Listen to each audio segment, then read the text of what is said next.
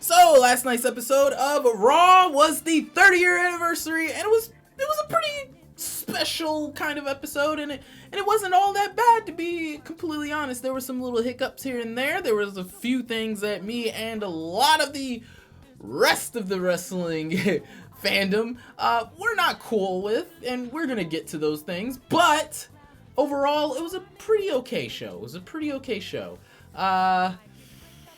Mainly the beginning, to be completely honest. But let me know what you guys thought of the episode down in the comment room where you guys are in Supremo. Let's go ahead and take a look at good old Raw, January 23rd, 2023. Starting off, we ended up having Hulk Hogan coming out. Blah, blah, blah. His mic didn't work. A lot of fuckery. A little bit of a... Yeah, it was a pretty decent cheer, not gonna lie. But... blase. Let's get to the actual meat. We ended up having the Bloodline coming out for its good old what is it called? Court case. They put this man Sami Zayn on trial, my boy. They put Sami Zayn on trial to beg for forgiveness of his accused sins.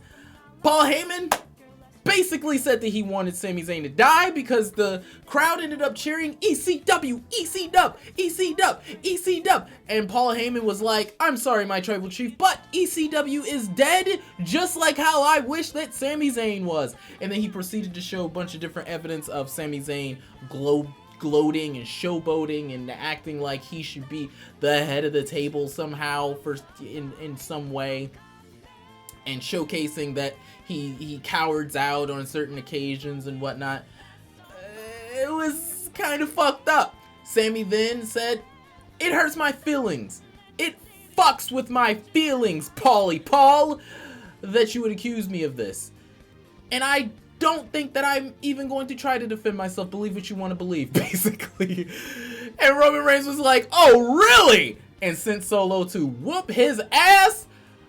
But who stopped Monsieur Solo right when he was about to put the thumb down Sami Zayn's booty hole, down Sami Zayn's throat? Brother Jay! And I gotta say, great storytelling. The fact that Jay went from hating this man Sami to saving him and then proceeding to provide evidence of this man might as well be my brother as well. He might as well be a real Uso. It is wild because that's exactly what happened. Jay put up some stuff onto the teleprompter, the Titantron, of evidence of good old being a good old. And then Roman Reigns had no choice but to end up saying, you're not guilty for now, my little nigga. And it was cute. And then they went straight into the tag team championship match, the Raw tag team championship match between the Usos and Judgment Day. And we all kind of saw that there had to be something special that Sami would end up doing. And that special thing was Jimmy ended up getting injured. Sami took his place, stood up, took the head, and helped Jay and Jimmy stay the tag team champions. So that's pretty badass. That was pretty cool. It was dope to see Jay and Sami be a working, cohesive unit together. It was great. And it warmed my heart, and I definitely hope it warmed yours, because holy. But they kept the Raw tag team championships. Cool beans.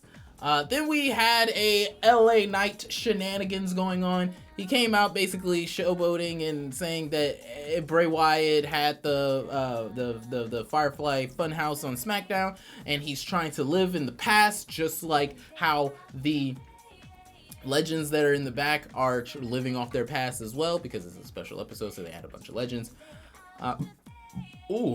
And then out came The Undertaker, but not just any Undertaker. Motherfucking American Badass Undertaker. And I wasn't watching wrestling during the time that this version of Undertaker was out, or at least I didn't watch it very much, because as a kid, I didn't have a great showcasing of the passage of time. I knew weekends, and that was it, basically. I knew weekends and weekdays. I knew that I had to go to school on weekdays, and I was able to watch my Saturday morning and Saturday night cartoons and anime on the day after I had my weekend start. You know what I mean? So my bad for missing out on the American Badass Undertaker. Sorry. But he ended up coming out on the motorcycle, came out, got him with the choke. After LA Knight was about to just walk out and just be like, I'm gonna let you live, Undertaker. I'm gonna let you live and bathe in my glory, basically. And Bray Wyatt showed up, scared him back into the ring. Undertaker choked him, threw him into the Sister Abigail, and bam, bam, shablam, bam. We have our torch passed because bam, bam, bam. We ended up having Undertaker saying something to Bray Wyatt. But it basically, yeah, in a sense, he probably could have boiling it down. He probably said, you are now the new spooky character. Do me well. Because clearly the Undertaker's retired. Clearly the Undertaker isn't going to do any actual matches. Clearly Bray is now that spooky character. And it makes sense that Undertaker didn't come out as the spooky character Undertaker, because there is a new one now. So pretty cool to me. Next up, we ended up having the steel cage match. I'm sorry, we actually fucking did it! This is the thing that pissed me off, because I was actually looking forward to this steel cage match. Becky Lynch, Bayley. This could have and should have and would have been the fucking tits. But guess what? WWE decided, ooh, some other stuff pushed on too long, and we didn't have any more time left for this particular match. And in my head, I'm just like, there's so much stuff, so much bullshit that happened after this. They could have gotten cut the fuck out. Like, you don't, like, what? And we're gonna see a couple of things that could have been shortened. We're gonna see a couple of things that could have been cut. We'll get there. Oh, looky here. One of the things that could have been fucking cut. The DX thing. It's cool. We like DX. We like D-Generation X. We like them and everything. They came out, had Kurt Angle as the hee-hee-ha-ha, like, sub-in for Billy Gunn, because he's over at AEW. They all pretended like Billy Gunn was actually going to be there. But of course, he wasn't, and Kurt Angle was there, and they didn't realize that. And even I was like, while they were coming to the ring, I was just like, why is Kurt Angle there? What is going on here? But then they had this whole spill. Kurt Angle says that he just really wanted to be in DX, yada, yada, yada. He tries it. He takes his shirt off, and he's D-Generation X shirt. Kurt Angle looks like a fucking dork. And then Imperium comes out. And if you missed Raw at all, this segment right here is what you should see. This part, and they have it on their Twitter account. The best part of the whole thing. Imperium basically was like, fight us, you pussies, because you're a disgrace to the art of wrestling. And they each basically was like, I'm retired. I'm too old. I ain't getting my ass whooped. Fuck that, you know? And then they tried to goad Kurt Angle into doing it. He was like, nah, no. Like, what? What's up? Do I look like a dumbass? Could that part have been a little bit shortened? Possibly. But I'm glad that it did happen, because that shit was funny. Now, the whole thing of, oh, if only there was somebody who would want to fight you, then Seth Rollins comes out, does his whole entrance. Oh, there's one of him, and, you know, what if there was two more? And out came the Street Profits, their whole entrance. And then they were like, oh, why, this Triple H is like, I wonder if there's somebody who can make sense of all this, because I can't officiate this. Teddy Long comes out. does his whole entrance. Like, a lot of that shit could have been cut out. A lot of it could have been cut out. In all reality, this match could have been cut out. Like, but, you know, whatever. But they ended up having the Seth Rollins, basically babyface now. Good guy. Seth Rollins, Street Profits versus Imperium. Cool beans. They had some nostalgia stuff. Ankle locks, ankle slams, and whatnot. Cool beans. The good guys clearly won. Of course. But all of this poker bullshit could have been cut for that Becky Bayley match. Why was this more important? This did nothing. This part did nothing. We got nothing from this. Who the fuck asked for this?